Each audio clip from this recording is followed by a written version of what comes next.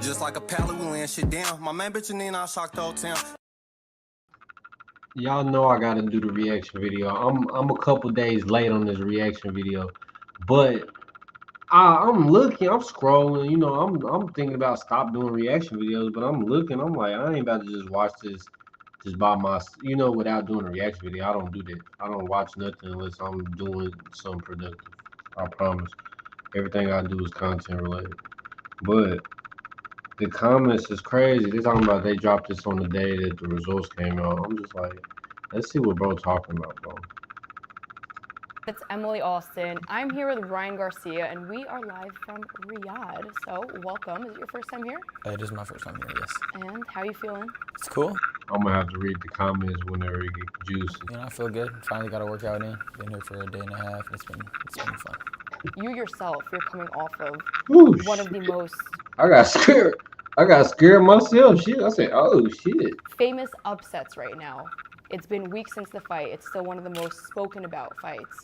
And I just wanted to talk to you about the aftermath of that. What ended so great for you has now taken kind of a sour turn. But I want to hear your perspective on it all. I mean, when I'm seriously talking about it, I feel a little hurt and just damaged by the accusations that are put on me, because I know for a fact that I'm not a cheater and I've never been a cheater. The only thing, I don't even want to say what I want to say in my mind. But I have bad jokes. But anyway, it doesn't matter. Like, I'm dead serious. Like, I'm hurt. Like, I'm dead hurt. Like, and I put in so much work my whole life since I was 7 years old, and it just, one of my greatest victories is now being, has like a little bit of asterisk because of a lie. A lie is a lie. The truth is the truth, and this is a lie. So yeah. I'm genuinely hurt. Like, I cry, at night sometimes, just knowing that they're trying to, taint my victory. Off camera, when you and I were talking, you mentioned how you felt like these attacks coming post-fight were almost personal between Haney and his father and just everyone contributing to it. And now, I'm not really too sure what's going on with Eddie Hearn, but can you give me some insight as to why you feel that way? I just think, we're like literally letting literal cheaters convict me of cheating. Like, Victor Conte is a cheater. He literally got caught for steroids. I mean, why would we be listening to this guy? He literally was the poster boy for steroids and giving it to athletes. And we're listening to that guy. And he's the one that shaped VADA. That's crazy. What's even crazier is the New York State Athletic Commission's president resigned right after this. And what's even crazier is they didn't find any supplement or any steroids in my system, PEDs, all the way up till a day before the fight, day after my fight. So I would have had to take steroids a week before my fight, because I guess it takes a certain time for the steroids results to come in. And then that wouldn't even make sense, because it wouldn't even help me in the fight if it was just a week. And then on top of it, we have Conte that literally helped shape VADA, the one that conducted the testing. So that smells funny business to me. I mean, if it's a fish, if it looked like a fish, it's a fish. If it looked like a duck, it's a duck. So at the end of the day, that's how I feel. And I just feel like it's just utter They found like a billionth, a trillionth of a gram in my system. That's even crazier. What would that do? And then Eddie Hearn pisses me off because this is what he says, but at the end of the day, he had it in his system. Okay. He keeps saying that I have supplements in me, not supplements, I test positive. That's just all he's running with. Like, I know that Devin Haney was like your poster child for being the next Floyd Mayweather, but I definitely debunked that. And how about you give me my credit and just be like, yo, he's the best, bro. You literally told me he was unbeatable. You literally told me he was unbeatable in the press conference. This man I feel like he's unbeatable. I said, bro, anybody could lose. You stupid? Even I could lose. I'm the best. But I want to talk about that. Muhammad Ali lost. Right. There's only one winner. That's the thing about not being in a team sport. You kind of take the responsibility on yourself. Well, Mayweather should have lost to Castillo the first fight. Bro, and politics got in the way. Everybody loses in life. That's the truth. It's the point blank period. You said you've been fighting since you were 7. Take me through that. What got you into boxing? I hated baseball. No, I didn't hate baseball. Actually, I love baseball. I just hated the fact that you know, if your team doesn't give it their full effort, it doesn't matter, you know, you're going to lose, you know. And I give my all, I feel like, in everything I do. Interviews, you know, anything I do, the way I dress, anything I do, I give my all. So I just wanted a sport that was one-on-one, and I asked my uncle, hey, is there any sport one-on-one? And then he showed me boxing, and that's kind of how it all started. Did you ever have like a role model, an idol in the boxing world that you kind of looked up to? Just always on your own? It was just always on my own. You know, I would say just my faith in God as well. I've always had faith in God since I was like a little boy. So that's always kind of maneuvered my choices and how I did things, and, you know, it kind of shaped me who I was. That's what I relied on. So it's always been a really important part of your life because you've been vocal about it recently. Oh, yeah, for sure. I mean, as a little kid, I was just the one kid believing in God and everything. Like Noah's Ark, they don't believe it. I'm like, yo, that happened.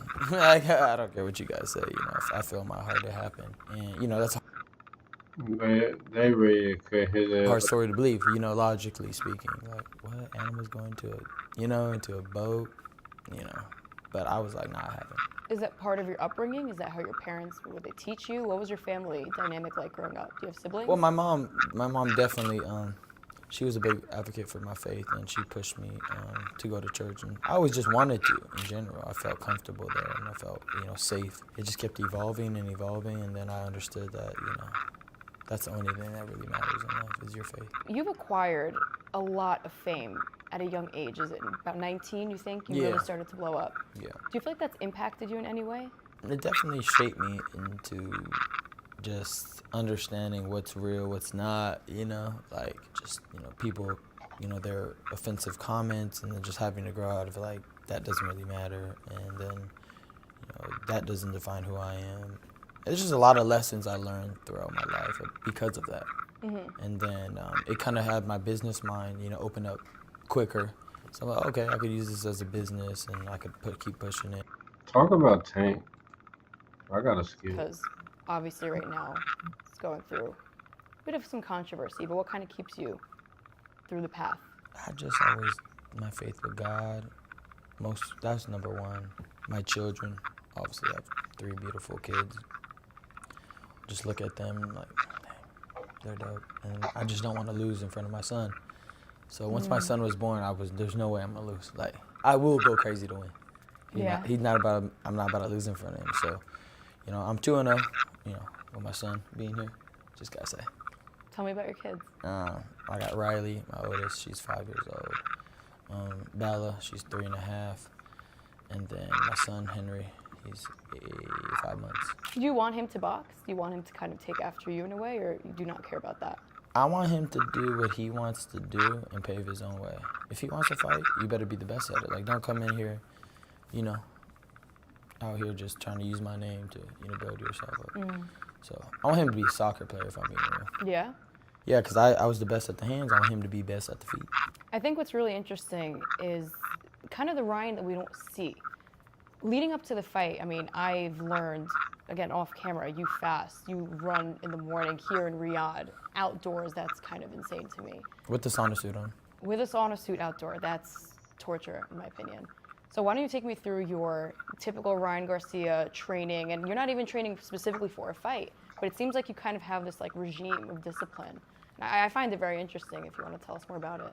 I just, whatever hits my spirit, I pretty much do it. I've been through a lot in my life that me running in a hot sun at 120-degree weather is not going to scare me.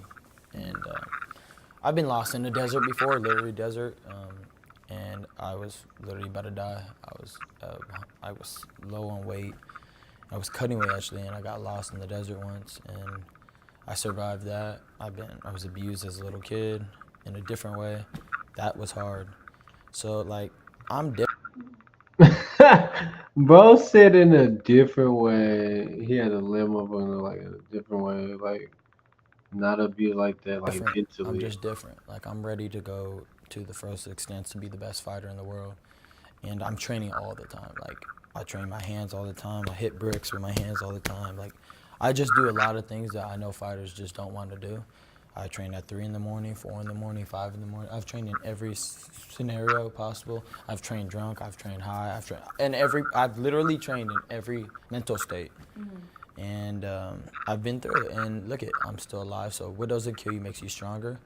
And I think that I'm just willing to do the craziest shit to be the best, and I don't think other people are willing to do it. And then on top of it, I don't think anybody has a bigger faith than me when it comes to like belief in themselves and what God has planned for me. So Hey, nigga, shout out Ryan, because I feel the same way, nigga. I'm doing a reaction video at 3 in the morning. Keep going. my life is in His hands, and I think that's what makes me different. And I fast just because when I feel like when I have to fast, I just fast. And I don't really have to tell people how much I fast, but I do it a lot. I haven't ate today, but I'll just tell you I haven't ate today. And I feel perfectly fine. When it's all said and done, what is the legacy that you want your children remembering you by, your fans remembering you by? When it's all over, who was Ryan Garcia? I was just a big advocate for truth and justice and for the kids, and I just want to save all the kids in the world. And that's my main objective in life, is just to protect their innocence and just stand up for any unjust cause and just not be afraid. Why is it so important to you? I can't look at any more kids being hurt, you know. That's the one thing that was dead serious, you know, on build up was my attempt to expose the people that are hurting these little kids. They're sex trafficked, you know, all around the world, $150 billion industry. Nobody's talking about it, you know, so I'm the only one literally talking about it. Why? Why do you think that is? I have no idea. Like, what are you guys scared of? Nothing's gonna happen. I'm perfectly fine. Why are you guys scared to talk about little kids being sex trafficked?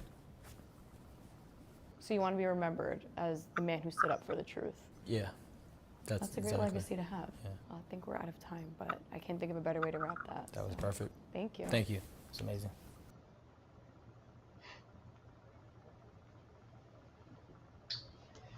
And that's how it is. I ain't gonna speak too much on it. That's fucking crazy, scary work. That's the one thing that was serious about his whole situation. This nigga know too much. I don't wanna know shit. God damn. Like, comment, share though.